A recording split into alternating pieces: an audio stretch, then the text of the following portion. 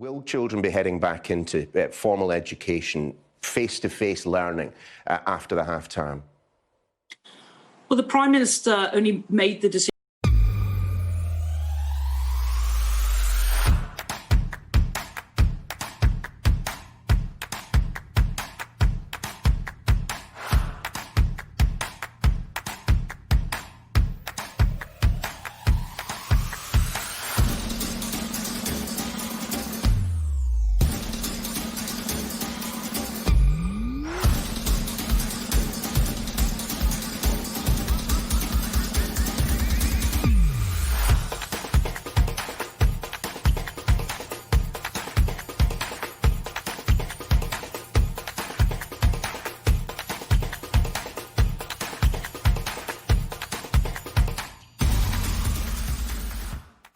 to close schools for face-to-face learning for all pupils when the NHS was put into alert level 5 at the request of the Chief Medical Officer.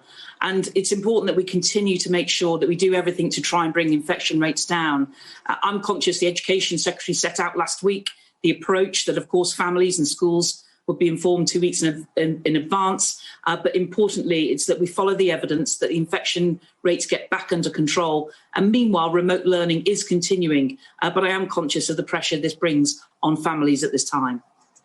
It sounds to me that there is a very real possibility then, given where we are in terms of the numbers as regards COVID-19, that the schools might not be opening anytime soon. Well, I don't want to cast any further speculation apart from what the Education Secretary set out, the approach that will be taken about monitoring infection control. But it's important that we continue to try and make sure children do get full advantage of the remote learning that's possible. You know, I commend the different programmes that have been put out by the Oak Academy, also broadcasters putting out bite-sized learning programmes. We know this is challenging for the children, for teachers, for parents. But I'm conscious that while the NHS was deemed to be close to being overwhelmed within 3 weeks, that we had to move to a level 5 and make those subsequent decisions. But I can assure you the Prime Minister is as keen as possible to try and get back to face-to-face learning as quickly as possible. We know that schools are safe for children, but it's about the wider impact and conscious that children could end up acting as a vector.